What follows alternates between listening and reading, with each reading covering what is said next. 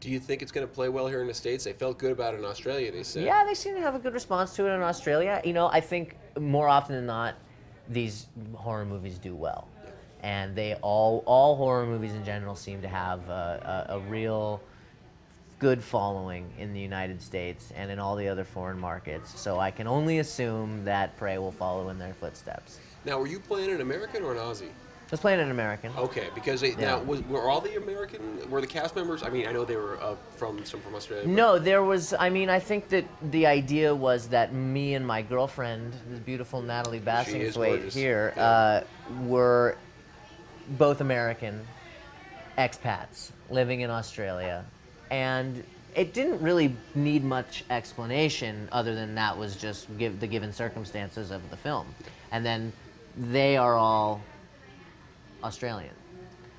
So it just adds a little bit of twist to it, you know, and it adds to the story because you have, you know, these different characters from different walks of life all coming together and converging and uniting in this one really strange scenario. Were you familiar with the source material, the original story back in the late 80s of the couple who disappeared? I'd never heard about it before ever. Yeah.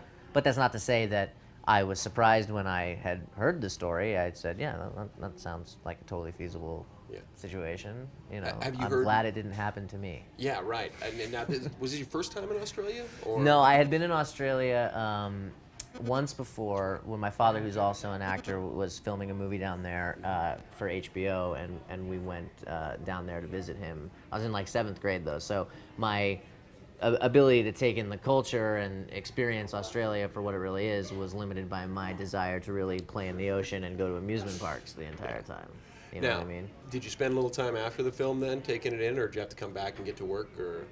No, what I did actually was, I mean, the shooting schedule was laid out so that I actually had good amount of free time during the week so that I could go out and enjoy it, and I had this great cast of people introducing me to all their friends, and so I was essentially afforded the opportunity of living there as a local, working and experiencing the culture like that, and had plenty of time to go out. And what I did after I finished the film was go down to meet up with my former snowboard team down in New Zealand, who trained there during the summer.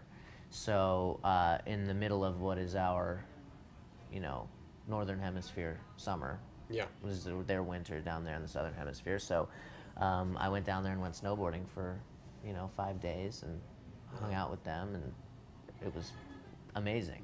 Well, now you grew up in Aspen, so how were the slopes in New Zealand? Different. You know, it's definitely all above tree line terrain, but I gotta tell you, I've been to a lot of beautiful places in the world. I'm very blessed, and I remember sitting in my in the airplane and opening up the windows. We were flying over Christchurch in New Zealand, and I was literally like, oh my God, I can't believe how beautiful. They had these just cascading hills and then to staggering mountaintops peaked with snow. One of the most beautiful pieces of scenery I've ever seen. Awesome. It's like another planet down there. It's untouched. That's what I've heard. So raw. It's great. So you definitely have to go down there. I mean, as far as snow conditions go, it's not Colorado or Utah, but it's got its own really great things to offer. Hardly anything is Colorado or Utah in that respect. Right, yes. I have we'll I plug. have to say. So if you're telling people about the film now, when you do tell them about it, how do you describe it? I say it is it's a horror film or psychological thriller. It takes place in Australia, and it's about a group of friends that decide to go surfing for the weekend and wind up being sidetracked off to a spiritual site that is inhabited by a mysterious curse, and the unpredictable and haunting things that occur when they stumble onto this site. That's not a very good log line.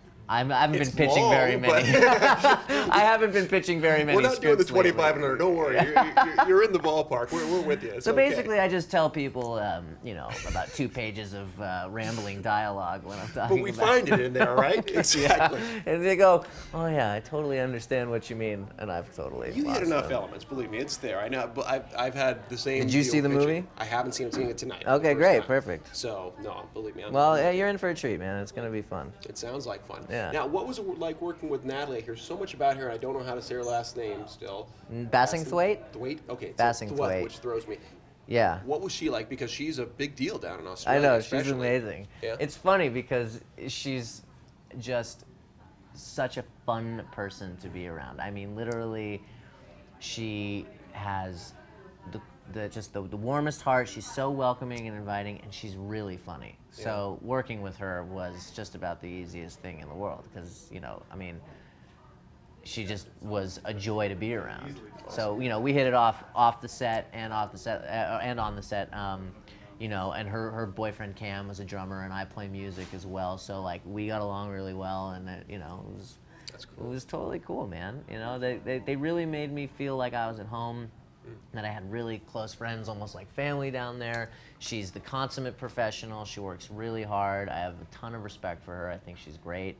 I just was texting her, and she's in West Hollywood, so I'm gonna hit her up when I get back to LA because I haven't seen her in a minute, and it's all good. That's great. Well, it sounds Yeah. like, I mean, you developed a new family, and she's extended it over here, so, I mean, Yeah, it's all good. Yeah, she's welcome to all of my family functions down here as well. That's awesome. You know, that's what it should be. I mean, film sets, Exactly. when they turn out like that, that's just such a nice that's thing the to hear. ideal situation. And I mean, the whole experience was nothing but pleasant from start to finish. It was really great. Yeah, and you Yeah. know, one of your producers was in it, and she was just talking about it, the Australian cruise, with how hard they work, and, you know. They were unparalleled. I mean, you know, things are done a little differently, but as far as the efficiency of working with the crew and everything, I mean, they are up to snuff with American crews, and I was pleased to work with them. I'm sure they'll be glad to hear it. Okay, Yeah. so we'll wrap it up. For Robert Cochran for Brendan TV, along with Jesse Johnson, thanks so much. Thanks for having me, man. Absolutely. Pleasure.